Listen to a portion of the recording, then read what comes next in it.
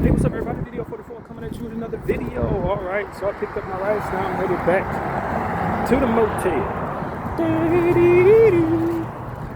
Anyway, yeah, man, I feel pretty good. Just another day, man. Nothing too serious. Trying to survive the life I'm in, man. Sí, me mandan un mensaje para la orden. And having conversations that ultimately hold substance on my channel as always. I appreciate everybody for allowing me to do that. I know a lot of y'all subscribe for Lakers stuff and you don't come to hear me speak about different things, but you know, if you watch enough of my videos, you hear me express to you why I do it the way I do it. And it just boils down to me wanting to normalize the ability to have difficult conversations on platforms where I have you know, conversations about things that I like, interests. I think that a lot of what we tend to do is, you know, brush aside different conversations, and we say that we do it because we want to make things palatable for others. And we don't want to go on the Laker channel and have political conversations. We don't want to go on the political conversations and have jokes about our sports team. You know what I mean? We don't necessarily do that. And it's done in a lot of cases because we want to leave room for others to escape the realities of their life when they come to different platforms to focus on different things. They shouldn't have to deal with the difficulties of life in those moments. But I think that when you live in the world that we're living in, that same behavior has made it so that people are not as informed as they need to be. That same behavior limits the information and the perspective that a lot of people need in order to feel for others and be informed in a way to help others or to know what our responsibility is as human beings in life toward others. And I think that is why I wake up after being on earth in 41 years and realize there are people who control our world who happen to be fine with the slaughtering of children. You know what I mean? It's like, because we didn't have conversations that would reveal that to us at any given point leading up to this point. So they were able to effectively, legitimately believe and inherently believe amongst themselves that slaughtering Palestinians was something that they should just be fine with and support, and walk amongst people like myself without us even knowing this type of stuff is in their head. And it's because when we do interact, chances are we're not having those type of conversations. We're not sharing these ideas. They don't know that I'm not fine with that. Because every time we come together, all we talking about is a basketball game. So if we start having conversations like this in the spaces where we share basketball, the only places we actually come together, and we can start to understand one another better. And that's what I hope to try to normalize. Because a lot of times it really does just come down to people only knowing one another for the conversations they're willing to have amongst one another in the spaces they happen to share. We don't share spaces when we pray. We don't share spaces in regards to our different things unless we work with one another, as to which we all play our roles. We don't have them real conversations, so we don't really know one another as well as we need to. I grew up in a city that was founded basically by Jewish people. I didn't know they were fine with killing kids in the Middle East. I didn't know that they inherently believed that it was their right to the land that these people happen to inhabit. My energy toward those people would have been a lot different if I knew that this was going on in their heads. The conversations I had with these people would be different if I would have known that they literal Nazis.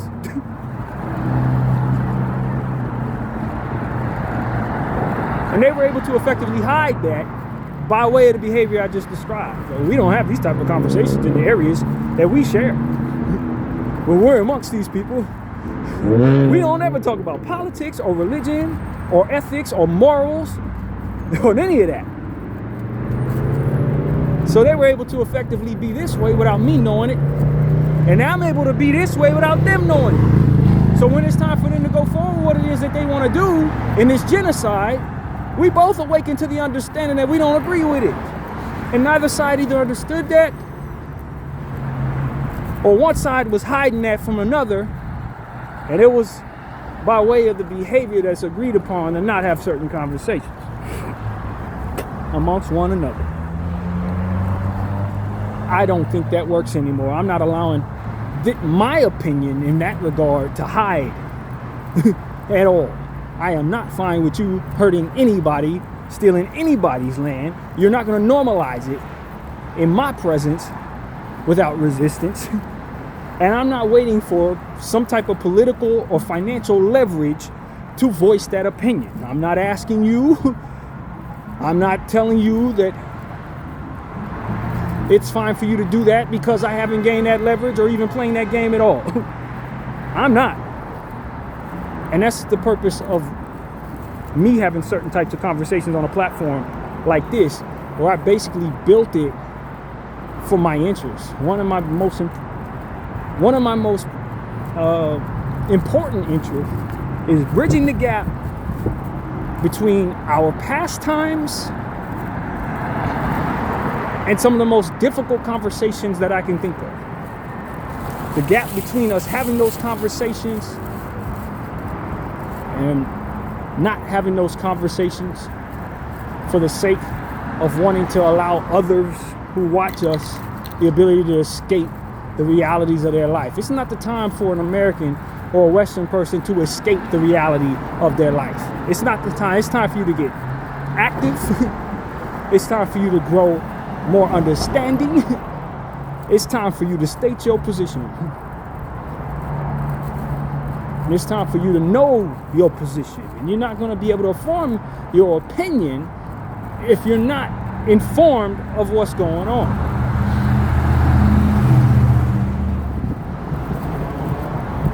And that's what it is, in my opinion. That's what my responsibility is in this place. Is to, while I'm on earth, close the gap there. Have the real conversations and the interest conversations so that people can't say they didn't know my position. People can't say they weren't aware of what it is that what I knew. What I was informed of. You needed to know what I was informed of. And it's not my place to make excuses for why I didn't have that conversation with you. That's not my position. I think it's irresponsible for me and anybody else going forward to take that position when we see what's being done under our noses and we understand that a good portion of the people don't know it's happening. No, we got to use our interests with our voices. Use our leverage in life with our voices to communicate these truths so that people can understand them and that we can understand the people. I don't want my kids, although I don't have any, but the people who come after me to live in a world where they live amongst people that they don't realize are genocidal maniacs. Walking hand in hand, paying into their businesses, and don't know that they're completely fine with the slaughtering of children. That's over with. We got to have these conversations in the spaces that we share so that we'll know where we stand on these type of conversations, on these type of subjects, rather. That's my point of view, man. And so that's really why I do what I do the way that I do it. I'm still going to be coming to you guys with the Laker videos. I don't merge those videos. I don't talk about this over there. I don't talk about the Lakers over here unless I word it on the lettering that that's what the conversation is going to be. It's something I don't do very often. One of the reasons why that is because I believe a lot of the people who would deeply oppose my points of view are not necessarily looking for me to express my point of view based on the stereotypes of my people. So as to say, if they see me doing a bunch of Laker videos, and they see me talking about therapy sessions, a good portion of those people who would deeply oppose my position on genocide probably aren't going to even pay attention to my therapy sessions because they're not going to give a damn about what comes out of a black person's mouth. They think when I talk about therapy sessions, they probably think I'm talking about something entirely different than what I'm actually talking about. So effectively allowing me to hide in plain sight.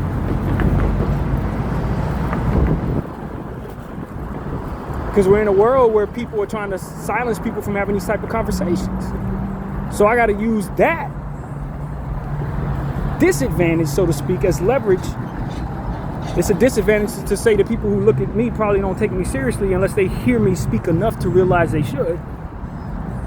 They're just going to look at what the presentation of the person is, and in a lot of cases just write me off as somebody who likely doesn't have much to say in these regards. After all, a good portion of my people aren't having these conversations, especially those who have the interests I have from where I'm from. A lot of that is by design, based on the culture that molded us. I happen to just think outside of that.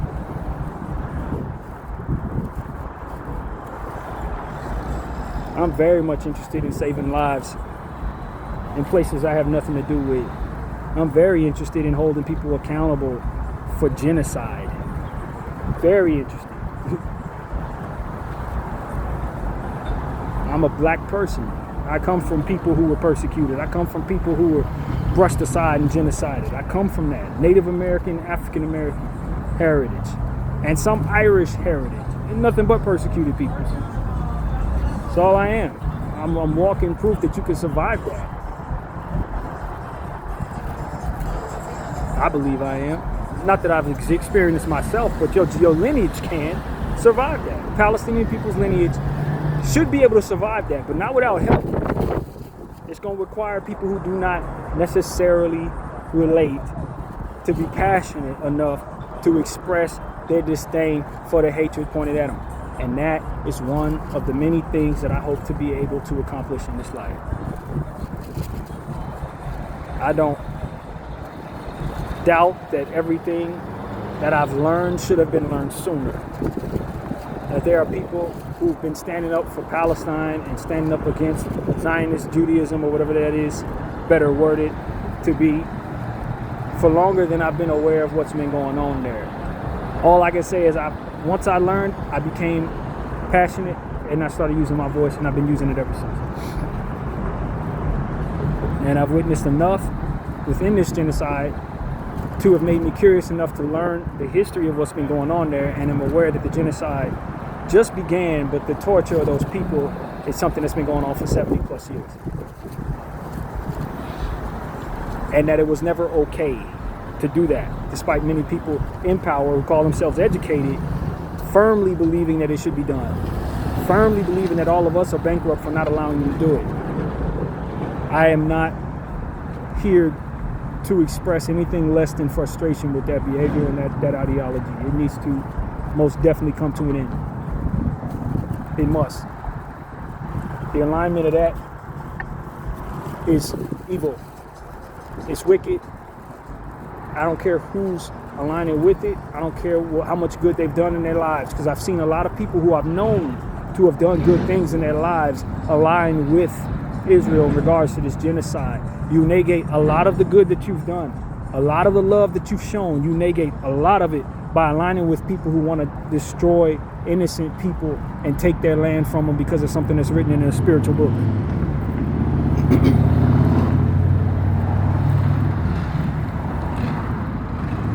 And I want to tell all the people who are trying to make the argument that those of us who are unhappy with this genocide are miseducated or confused or lost. I want to let you know that I am very much self-aware. I understand genocide is wrong no matter who it's pointed at.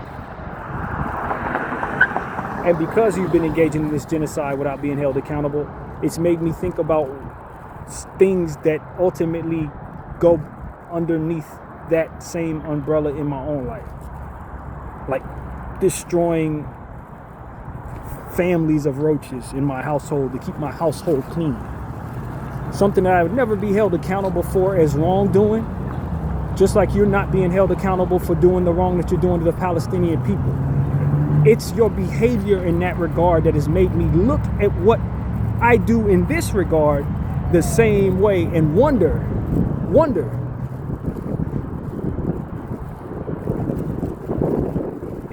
absolutely a monster for doing this to those roaches.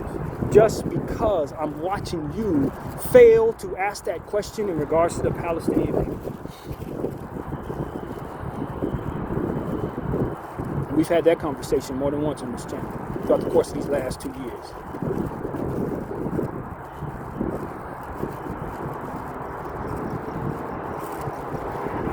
The way that I look at roaches, the way that you look at these Palestinian people.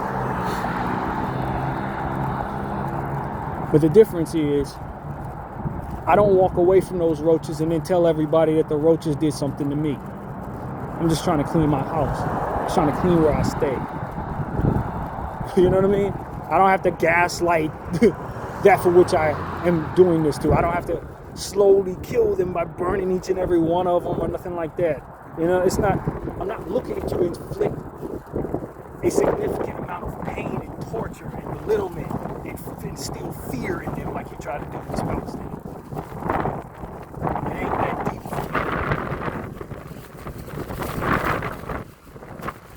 I said all of this because I'm living in a time where the people who are doing this to the Palestinian people are not being held accountable. Yeah, there are people like me who are using our voice and we're speaking about it and we're using the leverage in life that we have to speak about it. But the people who are actually doing it are still being heralded as fine and dandy and sophisticated and justified. And you know, governments continue to, all over the world, continue to harbor these people and, you know, whatever the case may be.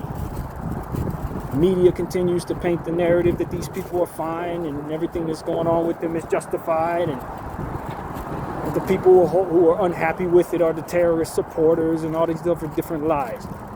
History will most definitely align with the side that tried to show mercy to people, that aligned with the preservation of the Palestinian people.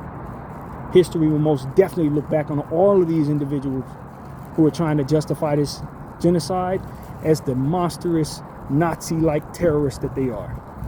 But for now, we live in a world where they're still given all types of carte blanche and considered the greatest people in the world and in positions of power and supposed to be moral authority over all of us. Just a twisted, demonic timeline we're in, but it ain't forever. The God I serve is still in control of all time. So while we're in these times and those people happen to harbor leverage to move whatever way they want to, just know that they will be wiped away. Every last one of them will be wiped away. Humanity will live on past the Zionist Jew. Mark my words. Compassion will always be considered the more honorable thing. Just because we're in this evil timeline where evil people control the narrative does not mean that once they get wiped away, once they're done, long gone, that compassion will be something that people look at as frowned upon depending on who it's pointed at. No, this is just a perversion of the reality we're living in based on the bad guy holding the controller, so to speak. But mark my words, the living God is real. This demonic entity's calculations are incorrect. And all of what it is they control will be taken from them. Bdf 44, I'll take you off watching.